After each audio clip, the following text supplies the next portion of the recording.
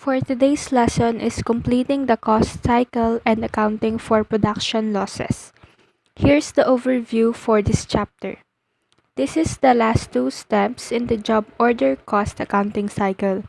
First one is for the completion of goods, and second is accounting for the sale of goods. So now let's proceed to the production losses. Let's have this graph for us to lay out different process of each.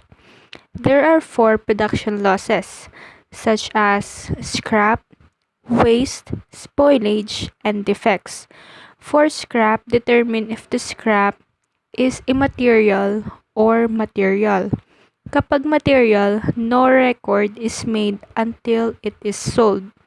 If ever material naman ang scrap, determine if it is attributable to specific job or common to all jobs. And if it's in the common to all job, determine if it could be sold immediately or it cannot be sold. Next one is waste. Ito yung mga leftover from scrap materials na wala nang paggagamitan o kaya naman hindi na pwedeng ipagbenta. So wala na siyang further process. Third is spoiled goods. Also determine if it's attributable to specific goods or common to all jobs. Last is defects. Ito yung mga products na hindi na-meet ang production standards pero pwede pa rin siya mabenta by adding more materials, labor, and overhead sa products and are generally referred as defective goods. Ang mga additional costs para ma-meet ng products ang quality standard ay tinatawag na rework cost. Take note that these four production losses are unavoidable part o hindi talaga maiiwasan ang mga ganitong pangyayari sa mga ordinary manufacturing operations. Let's begin with completing the cost cycle. So when jobs are completed, finished goods are moved from factory to the warehouse, or I must say to the finished goods inventory from inventory account. So to record the completed job, debit ang finished goods and credit naman sa na work in process since na-transfer na to sa inventory account. Kapag nabenta naman yung finished goods, mapupunta naman yun sa cost of goods sold account. So, to record the sales of finished goods, di ba mapupunta na yun siya sa cost of goods sold account galing sa inventory account. So, ang magiging entry niya ay AR or cash for debit, then sales as credit, or cost of goods sold as debit and finished goods inventory as credit kasi nga nabenta mo na, so tatanggalin mo na siya sa inventory account. Let's proceed sa first production loss, which is accounting for scrap. Scrap is the residue of manufacturing process. Ito yung mga leftover na tinatawag nila. Even it is called scrap, it often has value. Usually, it is stored until it is sold to scrap dealers, other individuals, or other industries. So, yung mga cost accountant ang nagdedetermine ng value ng mga scrap, pero it depends in the following. First, it is when should the value of scrap be recognized in the records? Is it at the time of scrap is produced or at the time scrap is sold? So, to illustrate the procedures, here's the problem. Assume that Tan Lumber Company accumulates sawdust and the scrap from a job has a net sales value of 2,000. First, recognizing the scrap at the time of its sale. So, determine if it's material or immaterial. If ang value ng scrap ay low or immaterial, just simply make a notation of the quantity of the scrap returned to the storeroom. To record the scrap sales, debit cash or AR and credit scrap revenues. Take note that scrap revenues is presented in the income statement as a separate line item of other revenues. So second scenario is when the value is material and the scrap is sold quickly after it is produced.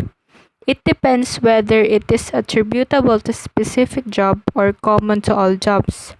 If the scrap is attributable to specific job, the proceeds from the sale are deducted from the cost of materials in that certain job. To record the sale of scrap, debit cash or AR, then credit naman sa work in process inventory. If ever naman na ang scrap ay common to all job, o di matedetermine kung saan siya nagaling na job, ang proceeds ng sale is credited to manufacturing overhead control para mabawasan ang product cost. So, to record the sale of scrap, debit cash or accounts receivable, then credit manufacturing overhead control. So, second assumption is when it is recognized as scrap at the time of its production. So some companies delay sales of scrap until its market price is attractive. So at the time of its production, scrap materials returned to storeroom is recorded as follows. When scrap is attributable to a specific job, the journal entry is debit scrap inventory, then credit work in process inventory. This is to record scrap returned to storeroom. So when it is scrap common to all jobs, the journal entry is debit scrap inventory and credit manufacturing overhead control. So pag nabili na ang scrap, here's the entry for that. Debit mo ang cash or accounts receivable, then credit scrap inventory. Minsan nabebenta ang mga scrap for more or less than its value. May difference ng sales price and the recorded price is treated as an adjustment na credit sa following accounts na work in process or manufacturing overhead or specific job or common to all jobs may credit. Example is 1.5 na benta ang scrap but originally 2K ang price. So here's to record the sale. Debit cash or accounts receivable 1,500 and work in process 500, then credit scrap inventory for 2,000. Sometimes it is reused as direct materials rather than sold. In this case, the journal entry is debit materials and at its estimated net realizable value when returned to storeroom. Then credit naman when the scrap is reused. Second production loss is waste. It is distinguished from scrap materials, refers to the amount of raw materials left over from a production process for which there is no further use. Waste is not usually saleable at any price and must be discarded. So let's proceed to the third production loss, which is spoilage. Spoiled goods is the goods that had been damaged through imperfect machining or processing. It is usually occurs in batches or in unusual cases. Spoiled goods cannot be corrected either because it is not technically possible or economical to correct them. So, accounting for spoiled goods, the basic accounting for spoiled goods is how the loss due to spoilage should be charged. The loss may be charged to a particular job or specific job from which the spoiled goods were recovered, or the loss may be charged to all the jobs or common to all jobs worked on during the period. For illustration, assume that job 888 calls for the production of 200 patent office tables. These tables were put into production and cost accumulated to date are as follows. We have materials 456,000, direct labor 240,000, applied overhead which is 150,000 of it is direct labor cost costing 360,000, and total cost charged to job 888 is 1,056,000 and its unit cost. Suppose the 10 tables are spoiled goods because the lumber used was improperly cured. These spoiled tables may be sold as seconds at its net disposal value of 3,000 each and a loss of 2,280 per table. So here's the entries from two assumptions. First assumption is spoilage attributable to a specific job due to customers' specifications. If spoilage occurs because of some actions made by customers change the specifications for a particular job or specific job, that job bears the cost of the spoilage reduced by the disposal value of the spoilage. So the journal entries for that is to remove estimated disposal value of spoiled goods from work in process. 10 tables na spoiled goods multiply sa 3,000 na disposal value per table equals to 30,000. So we have to debit spoiled goods inventory 30,000 and credit work in process inventory na 30,000. So next to record the cost of the 190 completed jobs and 190 na good tables. 1,056,000 minus 30,000 kasi ito ang spoiled goods. So we have to debit finished goods for 1,026,000 and credit work in process inventory na 1,026,000. And here's the T account for that.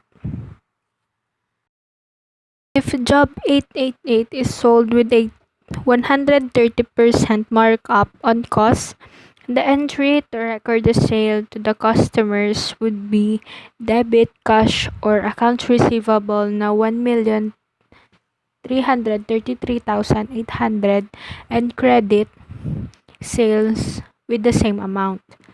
So, nakuha ang 1,333,800 kasi yung 1,026,000 na kanina multiply sa 130% na markup, then you can get the value. So next to record the cost of goods sold, we need to debit cost of goods sold 1,026,000, then credit finished goods inventory the 1,026,000. So when the spoiled goods are subsequently sold, the entry would be debit accounts receivable or cash for 30,000, then credit spoiled goods inventory with the same amount. So this is to record the sales of spoiled goods at net disposal value. So second assumption, spoilage common to all jobs due to internal failure. If spoilage occurs during the production cycle due to internal failure, such as employees' error or worn out machinery, the estimated disposal or sales value of the spoiled goods is debited to spoiled goods inventory and any loss should be charged to manufacturing overhead. This is to record the estimated sales value of spoiled goods and charge loss to manufacturing overhead. The entry is debit spoiled goods inventory for 30,000 manufacturing overhead for 22,800, then credit 52,800. Next, to record the cost of goods tables completed.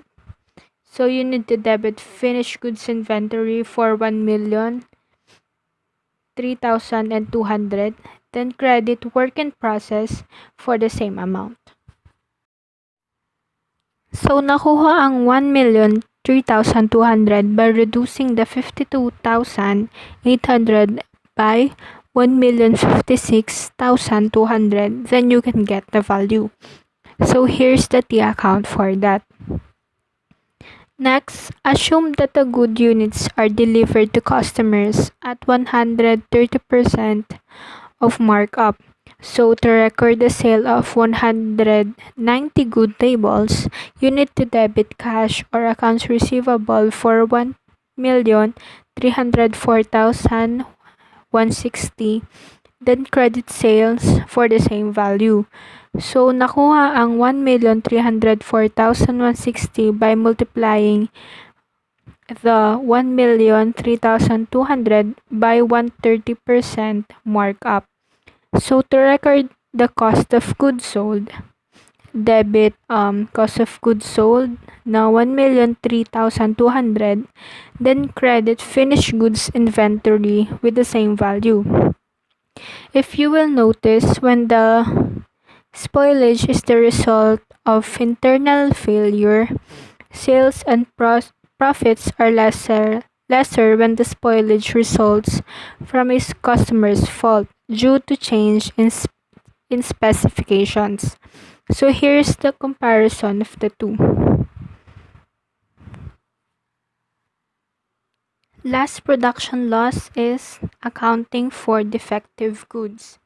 So defective goods is the units of production that fail to meet production standards but that can be brought up to standard by adding more materials, labor, and overhead.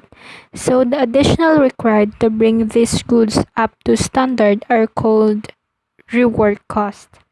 So rework cost again may either be charged to a specific job or to all jobs. So assume the 10 tables are rework refer to the problem area. So the journal entry to record the total cost of the 10 spoiled goods before considering rework cost is you need to debit work in process inventory 52,800, then credit materials for 22,800, then payroll na 12,000 and applied manufacturing overhead na 18,000. So assume that the 10 spoiled tables are reworked. The additional cost of reworking the tables equals to 9,500, comprising the 2,000 direct materials, 3,000 na direct labor, and 4,500 na manufacturing overhead. So this is the scenario when the rework cost is charged to a specific job. So if the rework is normal and occurs because of the requirements of a specific job, the reworkers are charged in the usual manner to the rework job. So the journal entry for that is you need to debit work in process inventory, which is the specific job, na 9,500, and you need to credit materials na 2,000, then factory payroll na 3,000, and applied manufacturing overhead na 4,500. So this is the entry to record rework cost of 10 tables. So now that the 10 tables rework are good tables now, the entry to record the transfer to the warehouse is you need to debit finished goods inventory for 62,300 and credit work in process inventory for the same value. So this is to record the cost of 10 tables transferred to finished goods. Nakuha yung 62,300 by adding the 52,800 plus 9,500. Assume that the 10 tables are sold at 130% of cost. The entries to record the sale are debit cash or accounts receivable for 80,990 and credit sales for the same value. So, nakuha yung value na 80,990 by multiplying 62,330 by 130% na markup. So, to record the cost of 10 tables sold, the entries are debit cost of goods sold for 62,300 and credit finished goods inventory na 62,300. So, second scenario, when the rework cost charged to all jobs or common to all jobs.